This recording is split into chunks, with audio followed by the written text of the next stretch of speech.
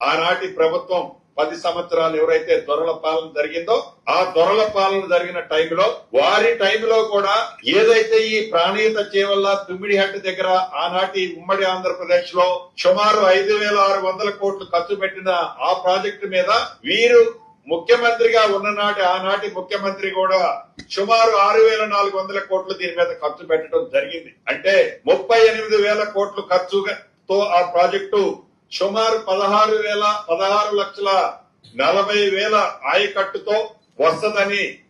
Project report తయారు చేసి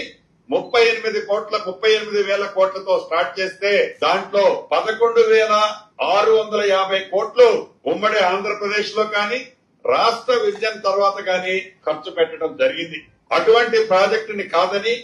కేవలం వారి స్వార్థం కోసం, వారి స్వలాభం కోసం, వారి గొప్పతనం కోసం, వారి రాచరికాన్ని చూపించడం కోసం, వారి అకౌంట్లను నింపుకోవడం కోసం కాళేశ్వరం అనే ఒక మహా అద్భుతం 7 ఇంతలు కాదు ప్రపంచంలో ఉంది, ఇది 8వ ఇంత అని మాటలతో తెలంగాణ ప్రజలను నమ్మపలికి ఈ ప్రాజెక్టుతో ప్రతి సంవత్సరము 8,500 మెగావాట్లు విద్యుత్ ఖర్చు అవుతుందని తెలిసి కూడా సుమారు 1,48,000 కోట్లతో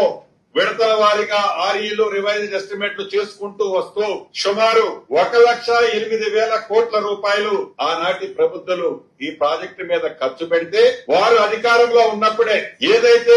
8వ అద్భుతంగా కట్టిన ఈ కాళేశ్వరానికి సంబంధించిన 3 బ్యారేజీలు కానివ్వండి, మిగిలిన వర్కులు కానివ్వండి, పంప్ హౌస్లు కానివ్వండి, వారు అధికారంలో ఉన్ననాడే ఆ 4 సంవత్సరాల్లో వీరు లిఫ్ట్ చేసిన నీరు ఎంతయా అంటే 162 టీఎంసీలు.